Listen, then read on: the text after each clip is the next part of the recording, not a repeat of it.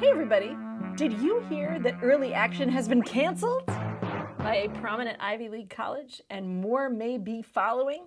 In this video, I'm going to talk about which Ivy League school has changed its policy due to COVID-19 circumstances, and also talk to you guys as other schools start to join this fold. What impact is that going to have on you guys? Who's going to come out a winner? Who's going to come out a loser? Based on the elimination of early action and early decision programs. If you're wondering who I am, my name is Brooke. I am a tutor and mentor and college consultant for high school students. I work with private students, and I also have a couple of online courses, the best SAT prep course and the best ACT prep course ever. You can find out more about me and private tutoring and our online courses at SupertutorTV.com. I also have written a couple of books for the ACT math section that are available on Amazon.com, the best ACT math books ever. If you want to get an awesome ACT math score, check those out, please. And if you want something totally free, our mailing list, SupertutorTV.com/subscribe. Go subscribe to it, and we will tell you about new YouTube videos and fun things we have going on. We also hope that you will subscribe to our YouTube channel. Click subscribe below this video, that helps keep us alive. We also have a Facebook, Instagram, Twitter. Follow me. Awesome. Princeton University has recently announced that it is going no early action. Princeton typically has a restrictive early action policy, which means that you are allowed to apply early to Princeton, but to no other colleges that are private that offer early action or early decision or early admission. You can only apply to one program that's early, that's from a private university. But it's doing away with that program for the 2020 to 2021 admission cycle because of COVID-19. Princeton wants to give you guys more time to get information to them. Well, because not every college wants to go test optional, number one. And even those that do want to go test optional or do go test optional want more information on you. Here's the deal. A lot of you guys have pass, no pass grades from the end of junior year. And these colleges usually rely on your junior year grades as like the holy grail of how they know whether you're qualified for their college. Because that's when you started taking really aggressive coursework. And some of you have like no GPA from the second half of the year. So because of that situation, colleges want to give you a little bit more time to build up some grades and also some scores to give you more time to take the SAT, to take the ACT, to get the score that you want that represents who you are, and to include that if you can. Now, many colleges are going test optional right now. That's not to say that a test score won't help you. They do say that not having a test score won't hurt you, but that's not to say that a great test score won't help you. You guys get what I'm saying? If you have a perfect score on the ACT and somebody else applies with no ACT, which person do you think the college is going to want to admit if you're otherwise kind of identical, right? In any case, pushing the EA is one way that they're going to allow students to get that information in if you want to and if you think it reflects who you are. And if it doesn't reflect who you are, if you're way more talented than your test score, well, it's a great year for you, isn't it, for college admission? In any case, let's talk about who wins and who loses with this program. Let's first talk about who loses. Legacy students, athletes, and children of donors. So there are certain groups that get priority oftentimes when applying to college, and they tend to get that priority in the early admissions cycle. Now all those folks are going to be pooled into the giant pool of everyone applying regular decision. It doesn't mean that these schools are going to stop giving handouts or preference to those particular people. We'll see whether that's true or not. But it does kind of put them in this situation where they're not so protected, right? Where they're really being compared to everyone else. And it might lead to some of them not getting in where they thought they would get in. The other people who lose are people who don't like filling out lots of applications.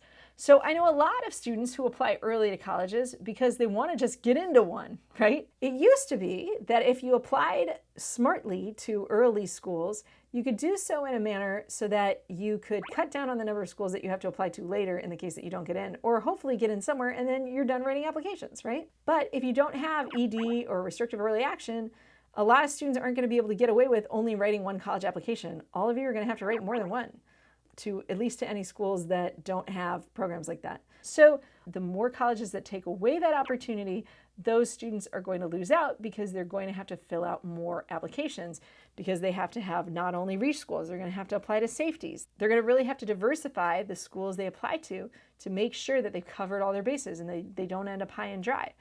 So now let's talk really quickly about what does it mean with more applications, because the obvious result of this is students can't just apply early to one school, get in, and then be done.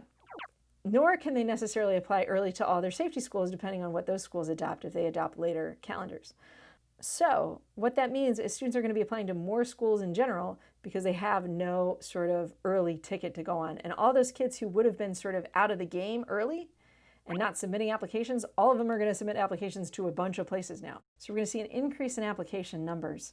And what that means is we're probably also going to see lower admit rates. And then in turn, we're going to see lower yield rates. Remember, yield is the idea that if you get into a school, you commit and you go there. Early decision and early action help colleges boost their yield, meaning that when students apply in that fashion, more of them actually attend, and that helps their U.S. News and World Report ranking because of the metrics that go into that kind of a ranking, right? So they're going to have a lower yield, meaning fewer of the people who are admitted are going to actually attend. And then with that lower yield, what we're probably going to see is more use of things like waitlists. Waitlists are a way that schools can kind of protect their yield a little bit. Berkeley's been doing it for years, but it's a way that schools can let in kind of this many students and say, okay, how many of you are going to come? And then they figure out how many of those come. And then they see how many letters of like, please, please, I still want to go to your university they get in from their waitlisted students, and how many people accept those waitlist positions. And then they start to offer admission to the kids on the waitlist. And guess what?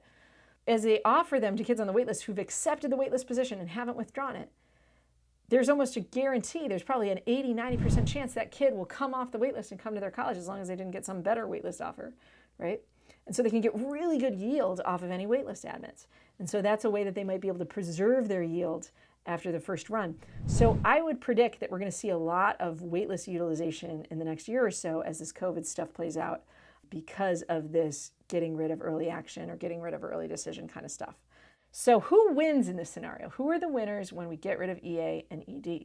One, students who need more time to get their test scores up. So if you're not a natural artist when it comes to tests, and the first time you walk in, you don't get the score you want, if that's you, you know, with all this COVID stuff, you may have only had 1 or 2 chances to take the SAT or the ACT, but now you have more chances to take the test. You've got, if you're taking the SAT, August, September, October, November, December, 5 SAT test dates. Woohoo! Go College Board, go. So you're going to have lots of opportunities, and you don't need to get that score in right away. So that's a win for you if that's who you are. If you're like, man, I need like 5 more takes of the SAT. You're in luck. Other people who win is students who know less about these early programs. Generally, students who are low income don't start the college process until later because they don't have as much academic support in this area. You guys always have my YouTube channel, though. Everyone has my YouTube channel, right?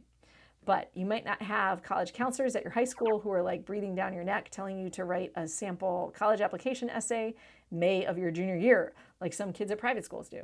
So it might help lower income students, or just students who weren't as aware, or students who are procrastinators. It's also good for students who want to compare aid packages and whose top choices in particular are early decision schools. Now, obviously, Princeton is not early decision, but as we see more schools adopting this, I expect some early decision schools to pop in to the mix. And if your top choice is an ED school and you want to compare aid packages, you kind of can't. You kind of get what they give you, and you either say, I'm rejecting this for financial reasons, or I'll take it. So it's going to give students who are dependent on aid packages more leverage in this process, and you guys get to apply to all the awesome schools and then see where you end up. So those kids are going to come out winners. Finally, the other people that this is going to help is students who are undecided and don't know where they want to go yet.